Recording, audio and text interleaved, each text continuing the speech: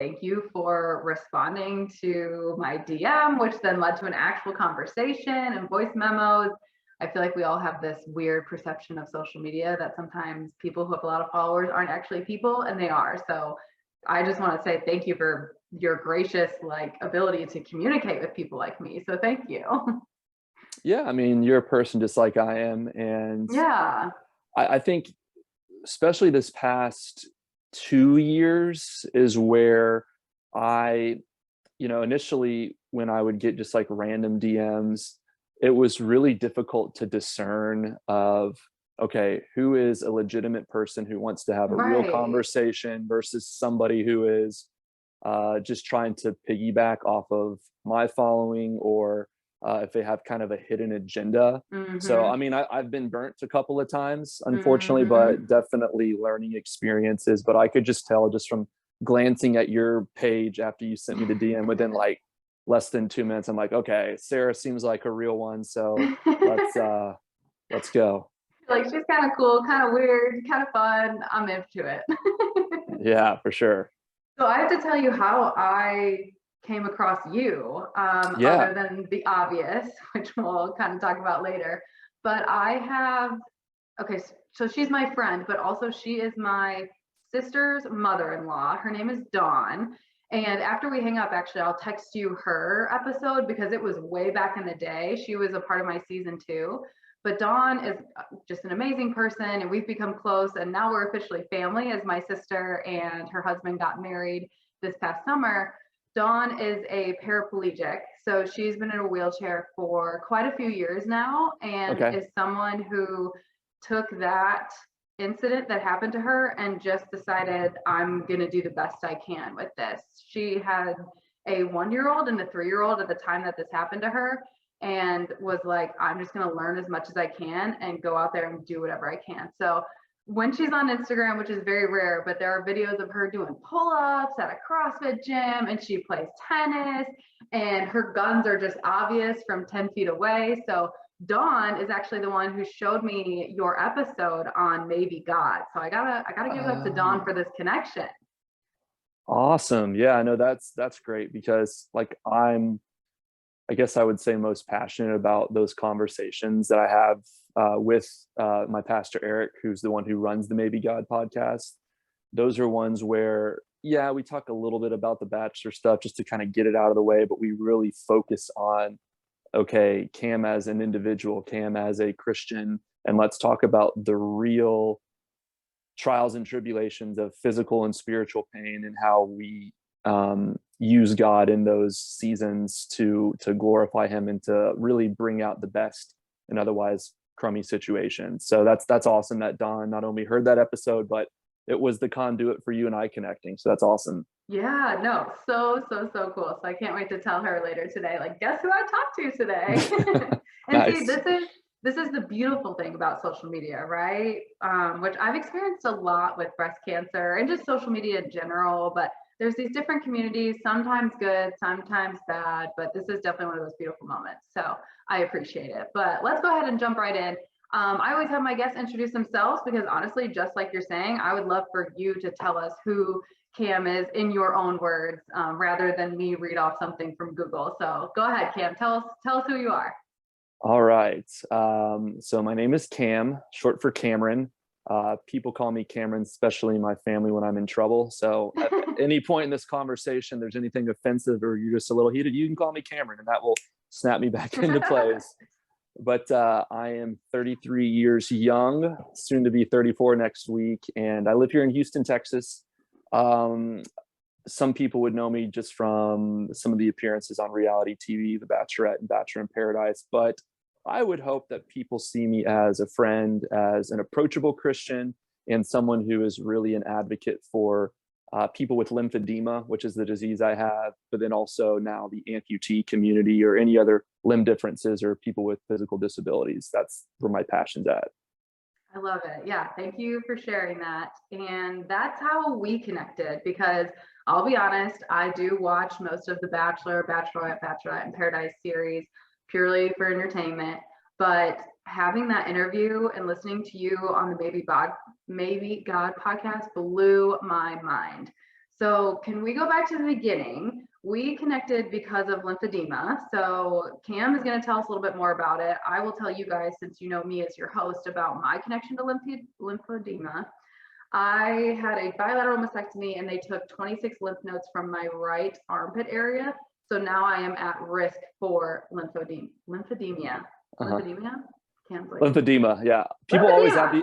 People always add the extra syllable to it. Like there's an I, like demia. I'm like, no, it's just Yeah. lymphedema. But Lymphedema. Thank Yeah. you. As you can see, upon the other things I'm handling in the cancer world, this is another vocabulary word I need to work on. But it's a small risk for me, but it is a risk. But that's what drew me to Cam. Obviously, your interview was amazing, and I'm going to link that in the show notes. So you guys please go listen to his interview on Maybe God. But that was our connection, and we kind of started talking about that. So Cam, you have a totally different experience with this. So you were born with it, right? So can you kind of tell us about that and a little bit about your childhood growing up with this thing that's not really talked about that much? I never really heard of it or talked about it until it was introduced to me through my cancer diagnosis. Sure. So just to kind of paint the picture for everyone who's never heard of lymphedema, there's actually two types, primary and secondary. Primary being the congenital hereditary side, which I was born with. And then there's secondary, which is secondary to some sort of trauma. It can be cancer treatment, chemo, radiation. Yeah, so I'd be secondary, right? You would totally be secondary. Okay, cool. So that's secondary to chemo, radiation, obviously surgical intervention like mastectomies or having those lymph nodes removed. And then really any other kind of trauma, like you can get into an automobile accident or any type of orthopedic surgery. A lot of women get it post-pregnancy because our lymphatic system is literally from the tips of our toes to the top of our head. It's throughout our entire body. Everybody has a lymphatic system. When that lymphatic system is compromised, either through it being genetic compromisation like me or through some sort of trauma like you've had, Sarah, that puts you at risk for having lymphedema.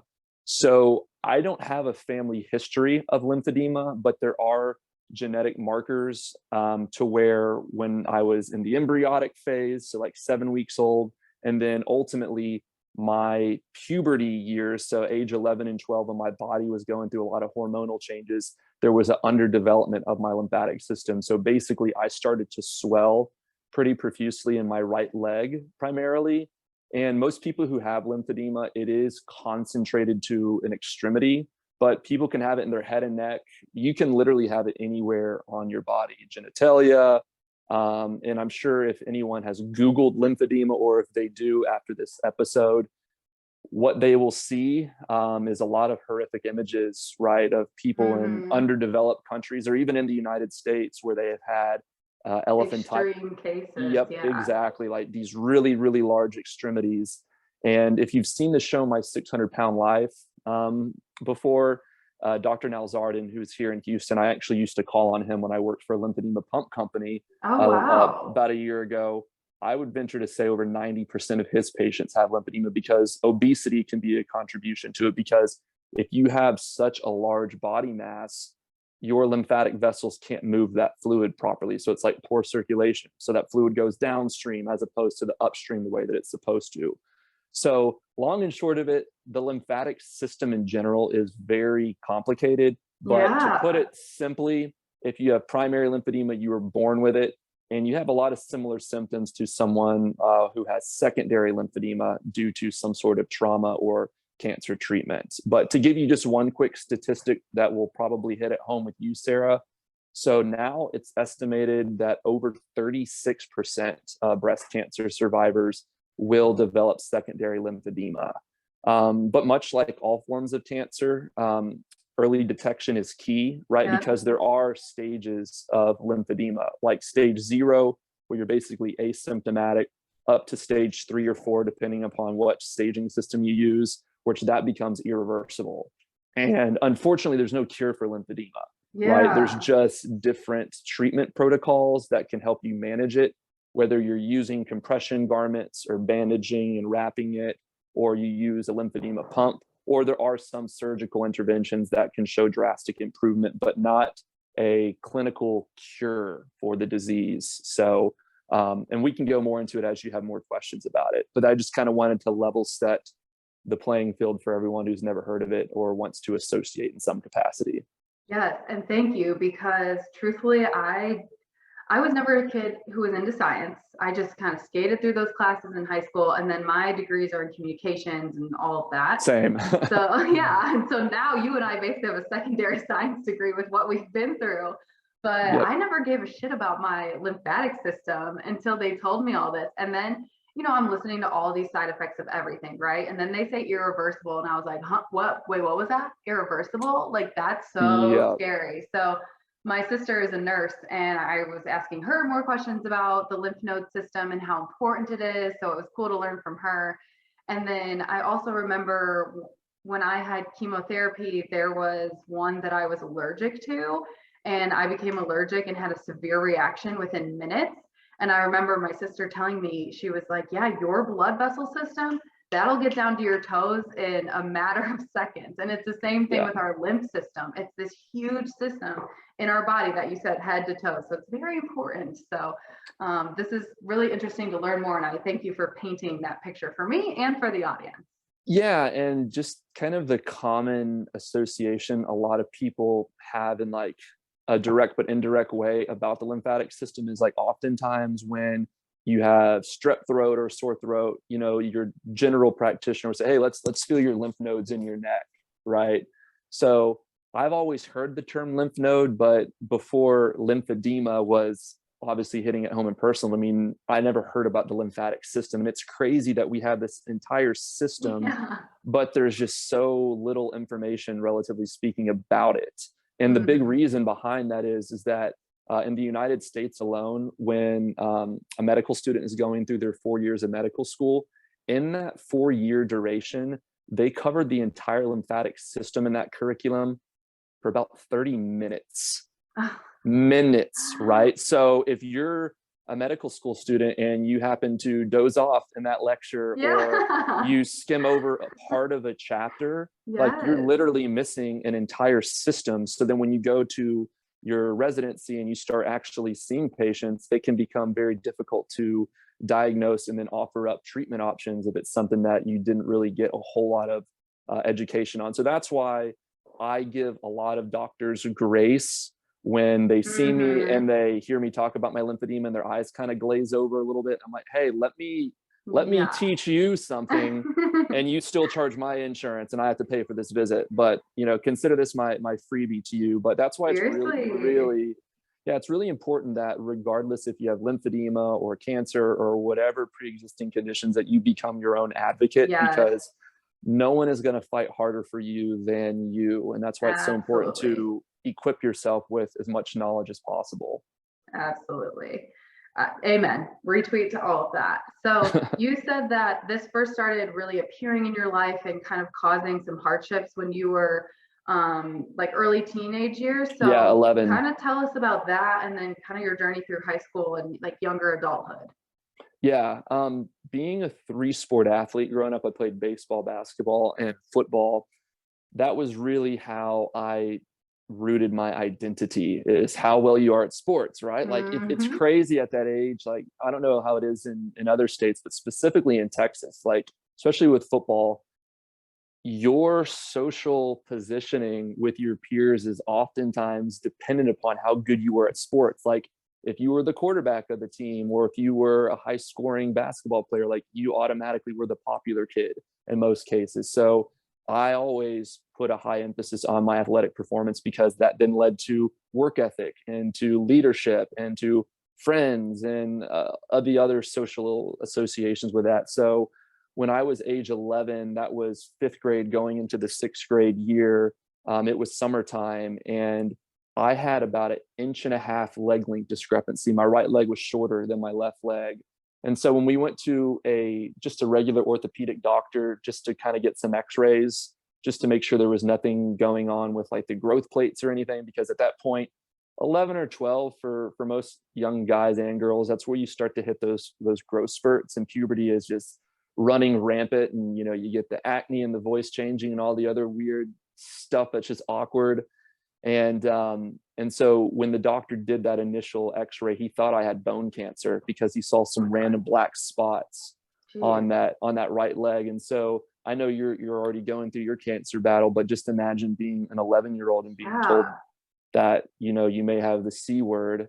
So they Seriously, did, thank you. The C word. Yeah. yeah, they had to do emergency bone biopsy to basically, you know, run the tests and see what it was. And it turned out that it was not cancerous, but because of the invasiveness of that biopsy surgery, that's when 1 week, 2 week, 3 weeks post-operatively, as I was starting physical therapy, my right leg just literally was like a balloon and just started to just progressively swell, which that was not normal. I mean, you're going to have post-op swelling, but for like maybe a week or two, and you ice it, elevate it, all that stuff they tell you to do. But when the swelling gets really bad to where you can barely put any weight on the leg and it just got worse and worse, that's when my parents like, okay, it's something else is going on here, which then led to basically a full year and a half of just going to different specialty doctor after doctor. And this is in Houston where I live, which, as you know, Oh, hold on. It just went mute. can you hear me now? Yeah, there we go. Okay, so Houston is home to MD Anderson, the largest cancer center in the world, and Right, the Texas Cancer Medical, USA. yeah, the Texas Medical Center, which is basically on the outskirts of downtown Houston, is the largest medical center in the world too. So it's not like I'm living in some small backwoods town where there's like two doctors who will Right. just say, you know, eat an apple and put some, you know, vinegar on it and it's fine, you know. So it was seeing the top specialists, and the fact that it took me over a year and having accessibility to these top doctors. It took me a year to finally get the diagnosis of primary lymphedema, which then led me down the path of treatment, which still hasn't changed much to this day. They had to do extensive bandaging of my right leg, which was very hot because Houston is super humid, Oh my God, like I'm sure. 98% of the time. And then they give you these really thick compression garments to wear Mhm. all the time. And then there's nighttime garments, and then there's the pump that you have to use. And then there's the lymphedema therapist who you have to see, who does the special massage, which as an 11-year-old boy, like, yeah, I know we're hormonal, but I didn't want this like random lady like rubbing up on my groin at that age. So it was Yeah. very, very awkward. But I was able to manage it pretty well. And really at that point, I was told by all the doctors and really a lot of my like junior high coaches that I would never be able to play basketball at a high level because this disease was inevitably going to get worse, and that there was nothing I could do about it other than to just manage it the best that I could. So that was really where I became stubborn, but in a good way. It was really the Yeah. stubbornness to prove the medical community and all those coaches wrong. So I really developed a strong work ethic and a strong self-care routine that I had to, because it was either control lymphedema or lymphedema is going to control you. Mhm. So that's, I guess, one of the advantages of being Mhm. diagnosed at a young age, because it became my normal of combating this disease, versus like if I was diagnosed in college when I was just a frat boy partying up, like it definitely would have been a priority and I wouldn't have managed it as well as I did by establishing those healthy habits early on. That's so interesting because I think about I was diagnosed in October of 2021 and I turned 30 in August of 2021. And I think all the time that because I know plenty of people younger than me with breast cancer. So yes, I Mm-hmm. am on the younger end, but there's a lot younger. And I think all the time, thank goodness I was the age I was, the maturity what I was. I learned all these things in my 20s and I was able to quote handle this as we all Mm-hmm. do in our own ways for the better, for Right. the worse. But I really love that perspective that you said. Having it as a kid, it taught me to grow up early and advocate for myself. That's carried on through your life. So that's a really great positive perspective to have because we know there's silver linings everywhere, but sometimes they can be really hard to see. Yeah, it So, was like a rusty silver lining, because right, right. I had already, you know, as we were talking about earlier, had established kind of a reputation among my peers of being the outgoing, funny guy who never wanted anyone to pity him, who really prided himself on athletic performance. So for me to maintain that, along with having this disease that is progressive, like that took a lot of extra willpower. in me to maintain that. And it definitely carried through into my teenage years, where I was really ultra competitive in basketball. I focused it to just basketball, and was the first NCAA player to play basketball with lymphedema. Shut up. That's amazing. Yeah, Where, it so wasn't a yeah. long career. I played at a school in Northern Texas for just my Okay. freshman year. And just the physical demands in the game were pretty intense. So I was like, okay, I checked that box on my bucket list. Let's go now to a quote unquote real college. So I then transferred to Texas A&M, which is a Okay. huge school, and got that Yeah. true large college experience, the football games, the Greek life, and, graduating from a school that has a huge alumni pool that set me up Hmm. for success in the professional space. Okay, so I had a very similar kind of high school and college experience. I also played D1 NCAA for 1 year. Also decided that shit was not for me. Yeah. So talking about managing I grew up the same way, and I'm from Indianapolis and you're from Texas. So I totally get what you're saying about that Texas culture and stereotype of athleticism, but it was just kind of in our area and in my family too, which I'm very thankful for. But being an athlete, yeah, it was everything in my little small town. And so I was a one sport athlete. I just played soccer, but I played it year round.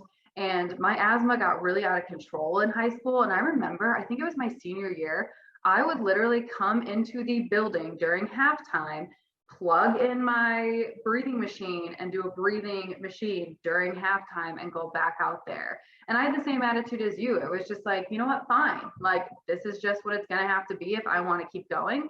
And, you're not going to complain about it because every other kid out there doesn't have this problem. So I'm not going to show that weakness. But yeah, I've been through some shit like that where you just patch it up, whether it was wrapping it up or for me taking a breathing machine, and you just keep moving. And then my senior year, my last game of my club career in the spring, I tore my ACL. So that was a Ooh, lot of fun. fun. Been Yeah. there, done that. Oh my gosh, you've torn your ACL too? MCL, meniscus, torn it all. And now I Yes. don't even have an ACL because I don't have a leg. Yeah, So got rid of that. What a waste yeah, of surgery money. Just right. kidding, just kidding. Yeah, so I overcame that too. And that when I came into college, I did a ton of physical therapy, played for 1 year, and decided it wasn't for me. Luckily, I went to the school I was going to go to no matter soccer was there or not. It was just the Hmm. dream to combine the two, but then I discovered not for me either. Yeah. So after you let go of athleticism and you're still managing lymphedema, because I'm like, my asthma, as I ate better, it got more controlled. As I learned what I could and couldn't manage endurance wise, I was able to kind of manage my life better. The lymphedema just kind of stayed the same for you, right? So how was that experience in college? Yeah. When I stopped playing collegiate basketball, I still competed in intramurals when I was at A&M. So I was still staying active, and I didn't want to just completely let my body go because, I wanted to have girlfriends and be, physically attractive. So I still ate relatively well, but I mean, at the same time, I was also crushing Keystone Light cheap beer on the weekends with my fraternity brothers. So there was a lot of balance, but not so much. But really, when my health took a turn for the worse was my second year after graduating from Texas A&M. So I was about 23, 24, Okay.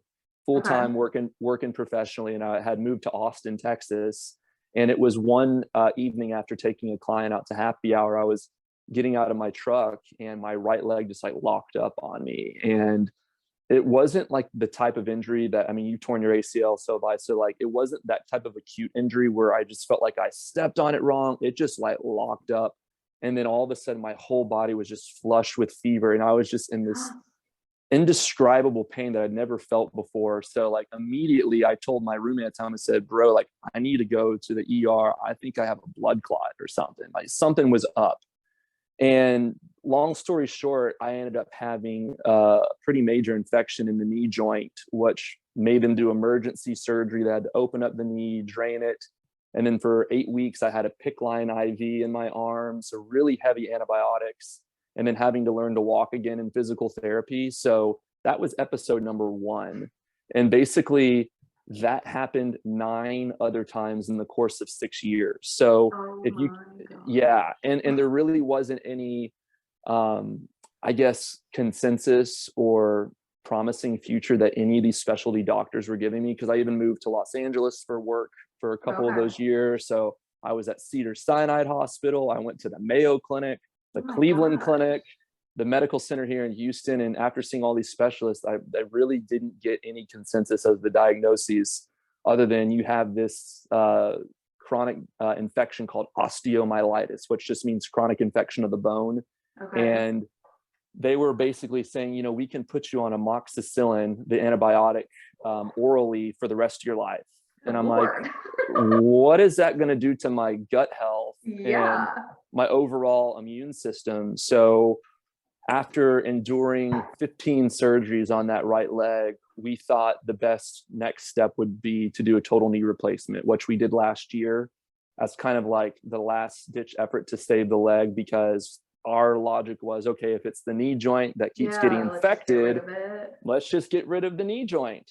Oh my gosh. So that surgery was very rough, because a month into the recovery, I actually did develop a blood clot, which that was the absolute worst pain in my life when I was recovering at my parents' house. Just one afternoon, just overwhelmed with this pain that I'd never felt before, like even worse than those infection episodes. And I mean, I was like literally screaming bloody murder. And like a little fun side story, when the paramedics came to my parents' house to basically transport me to the emergency room, they couldn't get the stretcher into my parents' master bedroom because they had a pretty narrow hallway leading to it. So they had these 4 like kind of burly paramedic guys that got this like sheet to like roll me over on and like carry me through so that I could then get on the stretcher. But when the first paramedic went to lift up my leg that just had the knee replacement, it hurt so bad, that slight movement, I just like screamed the F word super loud, and it scared him. So then he dropped my leg. And then one of the stitches bursted open. So it literally was like squirting blood. I'm freaking out. Like I literally at that point wanted to be dead. And the only female paramedic who was there came over to me, and she had a syringe. She goes, "Mr. Ayala, I'm about to administer a ketamine shot." And I'd never heard about ketamine at all, but she basically said, "This is a very strong sedative. You're likely going to have an out-of-body experience. Don't worry, you're fine." So at that point, I'm like, Holy okay, so shit. she injects it, and within like 4 seconds in real time, I felt like what you see in those movies where someone's soul like literally leaves their body. Because as that happened, the guys were lifting me up in the little sheet to put me on the stretcher, and I literally looked down and could see my body. And it was one of those things like, okay, this is it. This is me dying. And like, I actually had a very beautiful moment in that situation Oh my where God. I need my inhaler right now. yeah, I literally felt and saw the face of Jesus reach down and grab my arm and like pull me out. Mm. And in that moment, like I knew I was going to be okay. I knew that all of my doubts that I had about my faith and my relationship with Jesus were affirmed in a positive way, that he is real. He has always been there with me. And in this worst moment of my entire life, I had this overwhelming sense of peace and comfort being in his arms. And then from there, the rest of the ride to the hospital, I was just holding the hand of that one female paramedic. Her name is Megan. I just kept saying, "Megan, I love you. Megan, I love you." Leave it to the women to fix the Right? problems. Yeah. Some women in ketamine go a long way. That is a crazy side story. Holy cow. Yeah, but long story shorter, unfortunately, the knee replacement was basically botched. The surgeon put in the wrong sized hardware and had it positioned wrong. So for basically a full year, I was busting my tail in physical therapy and doing everything I could to be a compliant patient, but I could only get my right knee to bend about 45 degrees, where to have a full jog or walk, you need at least 110, 120 degrees. Yeah. So the leg wasn't serving me anymore. So at that point, I had to make the very difficult decision to do an amputation, above the knee amputation. Wow. Okay. So that's what led us all the way there. Oh my goodness. Okay. Thank you for sharing that whole thing, because wow. And actually, you know what? We're going to take a breather right here, because I did not know this, but Zoom no longer lets you do an hour with 2 people. I just got an alert that said, hey, you have 7 minutes left unless you want to upgrade soon. Okay, anyways, that was a great kind of stopping point. So let's actually reverse a little bit, because that's what led up to your amputation.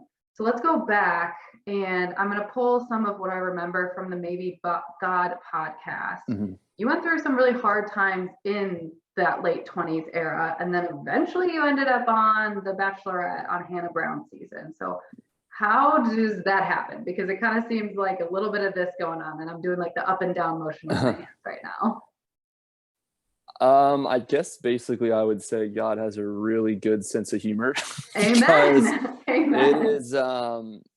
It is so bizarre how that journey came to be. But basically, before I was on The Bachelorette, I had a pretty serious relationship with a girl who was from Canada. And when we were living together, our lease was about to end and her student visa was about to expire. And instead of seeking the consult from an immigration attorney, she was just kind of a little bit naive and was listening to some of her other Canadian peers who had one other approach. So when she basically went back to Canada to renew her visa to come back to Austin, where we were living at the time, got denied. And so basically she got deported. And so we had a weird situation of, okay, do we want to get married so she can legally stay in the US? Or do we try to do long distance, or do we just break up? And we had been dating for about 9 months. So not a whole lot of time, but I'm kind of like all in type. So I was willing and in the headspace of wanting to go towards an engagement and marriage, but it would have to be like microwaved and, very much expedited. And she wanted the big fairy tale wedding and all that, which I understood, but I told her, I said, look, this is just a temporary thing. So you can stay here, we'll go to the courthouse, get it on paper so you can legally stay. And then, once you get your green card, which takes about a year, then you can resume work, and then we can do the big fairy tale wedding. But long story short, just wasn't what she was wanting. And so we decided to part ways. And then 3 months later, I had met a producer who worked on another show, but had connections to the Bachelor franchise. And she basically said, hey, look, I think you'd be great for the Bachelorette. I didn't really want to do it initially, but she was very convincing after a couple of tequila shots. And so I said yes. And then the next day I get a call from an LA area code. And then a week later, I'm flying out to Los Angeles for the finals casting. And so that was how I was coping with my breakup, by going and sharing a girlfriend with 30 other dudes. Yeah, that's really extreme. Really extreme. Yeah. So, and this was pre the major incident you just told me about, right? Yeah, that was in 2019 that happened. So, and kind of where it all is connected together. So when I was on The Bachelorette, about 2 weeks into the journey, I didn't really get a whole lot of one-on-one time with Hannah, just because at that point it's still relatively early on. They have all the group dates, and I only was on one group date. I hadn't had a one-on-one date. The only thing that I had kind of going for me is I got the first rose, but that thing ends very quickly in terms of that momentum, because it was just basically her first impression. She saw me at the live taping when she was announced. I did a little stupid rap for her. That's right. Gave me the rose, and then that was like instantly a huge target on my back with all the other guys. So basically, when I decided to tell Hannah about my lymphedema journey, I was wanting to tell her that not to get pity or sympathy, but just to like be really real and transparent with her. Because when you have a chronic disease or a sickness, there are times or seasons in your life where you need your family or your friends or your significant other to be that caretaker for you. And I think men can be people in general are prideful, but men can be especially prideful when it comes to receiving care. So I just wanted to be transparent with her, because I had had past relationships where when I was going through one of those infections, for example, and I couldn't go out to the bars and I couldn't do the long hikes and the fun vacations because I was learning how to walk again. That was too much for girls I was dating at that time. So I wanted to just see how she would respond to it, because I didn't want to waste any more of her time or my time in that whole journey. If, let's say, we make it to hometown dates and then I'm pulling her aside, oh, by the way, I have this chronic disease that there's no cure for. I may lose my leg, you still want to pick me over Tyler Cameron? But, you know, um, she responded very well initially, but the problem was, and I feel like I've said the story so many times, but basically Mike Johnson told her that I was making up this medical sob story to get a pity rose. And so But she because believed they never aired any of that. producers, like, they had part of my conversation with Hannah, but the way they Not the edited, word lymphedema, right? not the word lymphedema, that was edited out. I said it again. I know, it's okay. We'll get it by the end of this Yeah. interview. Lymphedema. Okay. But they edited out me talking about my lymphedema. And the only part of my like medical history that was included was when I talked about how I almost had to get an amputation a couple years prior. But the way that they were like chronologically editing it, it sounded like I was just coming up with this discombobulated, like last chance Hail Mary type of story, so she would feel sorry for me, to perpetuate what Mike was saying about me and to basically make it look like I was being manipulative. So unfortunately she did believe him, and I got sent home that night. And that's where the depression really kicked in, because that was the first time in my life where someone made me feel guilty for having a disease that I had done a pretty good job managing and never was public about it. Like, my close friends and family obviously knew about it, but if you looked at any of my past social media posts prior to the Bachelorette, I had nothing about my lymphedema. You didn't even see me wearing my garments because I wasn't an ambassador. I wasn't an advocate. I sure as hell did not want any spotlight for having a disease. I wasn't ready for that, and I didn't want that. But then when you go, and again, like, not to compare our stuff, right? But you know that the breast cancer ribbon is pink, and you know when you see it, you know what that is, and it's out there. I don't think there is not a ribbon for lymphedema, right? Okay, there is. It's a blue ribbon. Blue. Okay, my second favorite color. But again, like, it's just not out there, so it's harder to join those communities and wear that badge of honor. So I totally get that. And then, you know, you're a hot shot in your 20s trying to work full time, live in LA, move back home, all these things you were doing, it just wasn't your brand, you know? So I totally get that. And I get the seriousness of why you would want to bring it up with a potential future spouse, because, oh my gosh, if I could have given Jacob a warning about breast cancer, that would have been really nice. So I mean, I totally that's see what like you were trying to do. You kind of in a way want to give someone an out. You know what I mean? You're either wanting to give them an out, or you're wanting to be completely vulnerable and transparent, or you're looking for a way to like strengthen the bond because you can get through that together. Because, you know, I even told Hannah, I believe in the sanctity of wedding vows, especially when we say in sickness and in health, because you may be in love with 30-year-old Cam at the time, but guess what?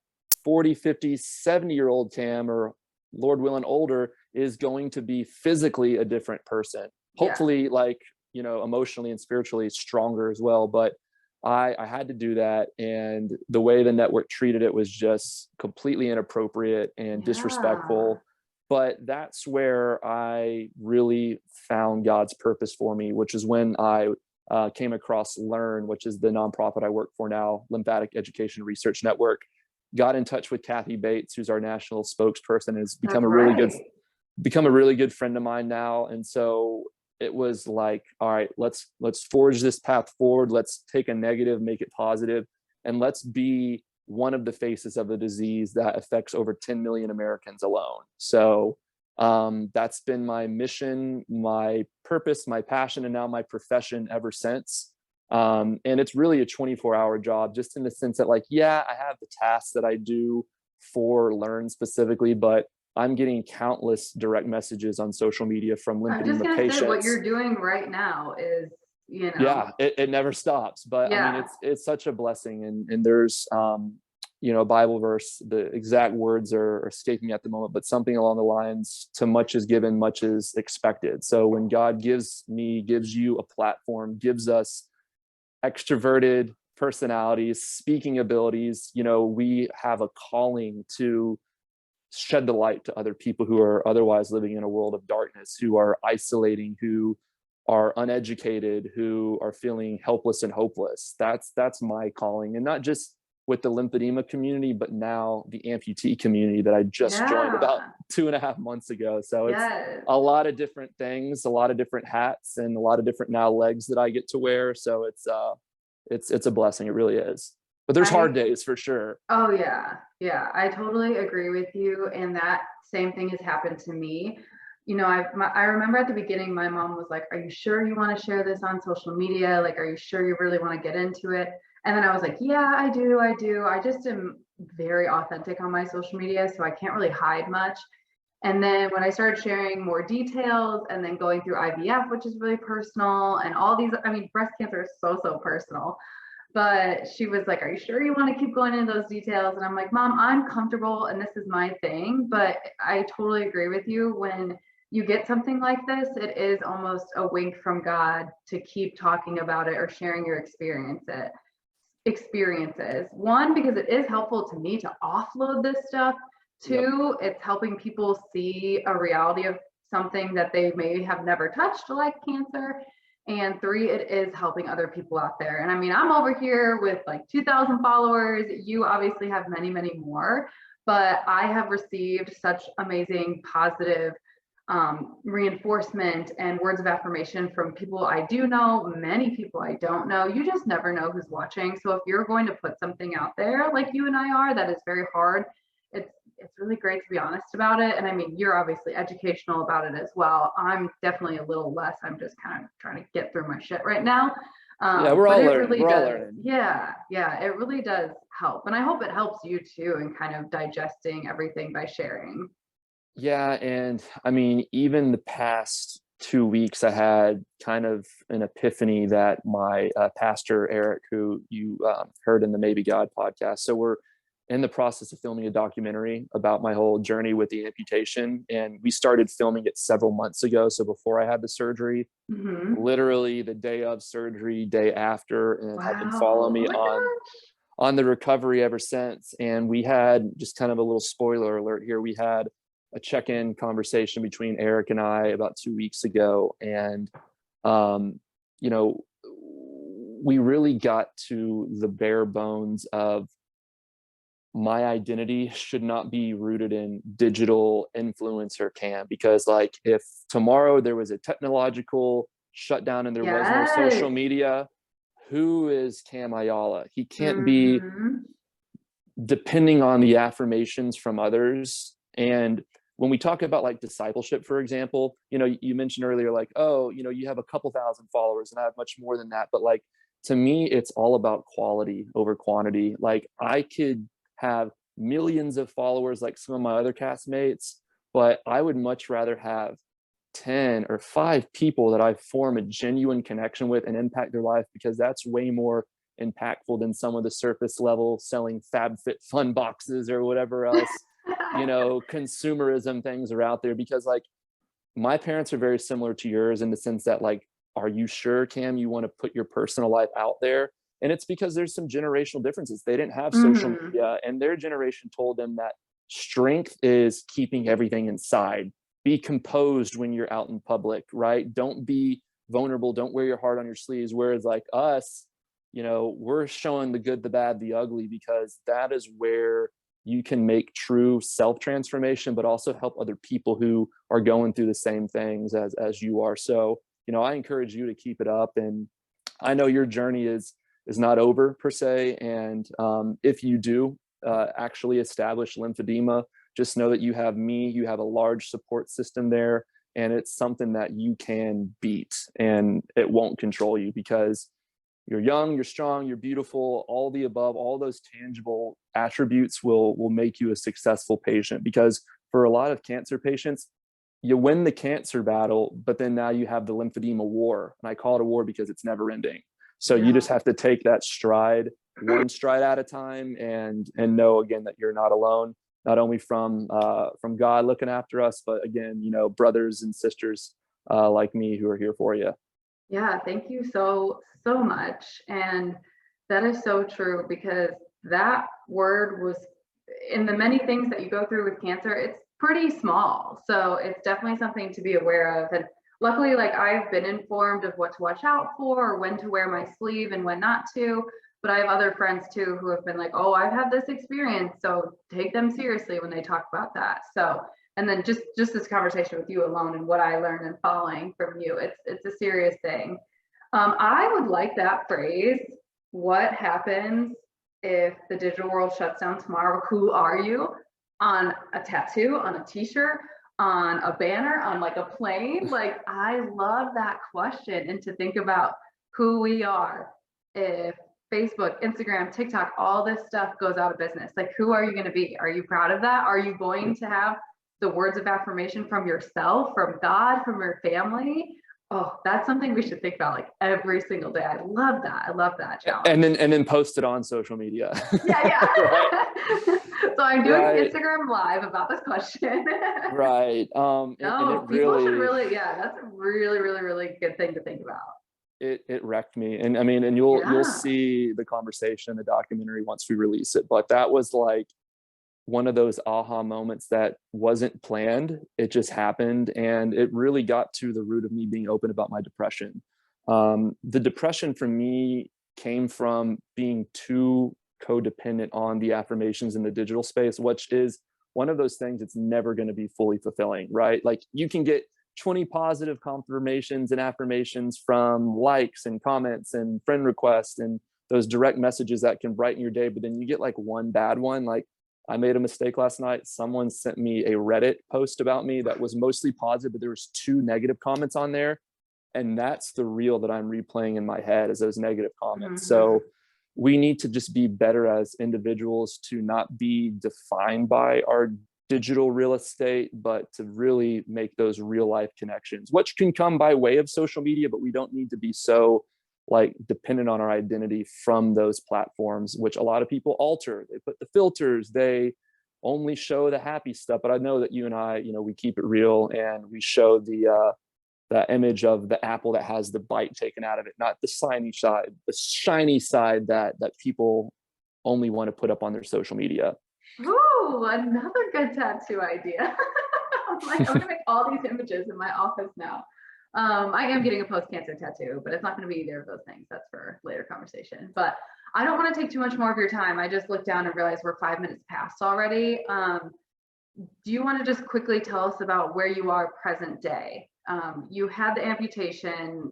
Can you just kind of quickly tell us why, Yep. and then what's going on now? And then, of course, at the end, I want to plug everything that you have going on. Sure. So again, I had to get the amputation because the hardware for my knee replacement was not right. And I did not want to go through a strenuous multiple surgery revision route.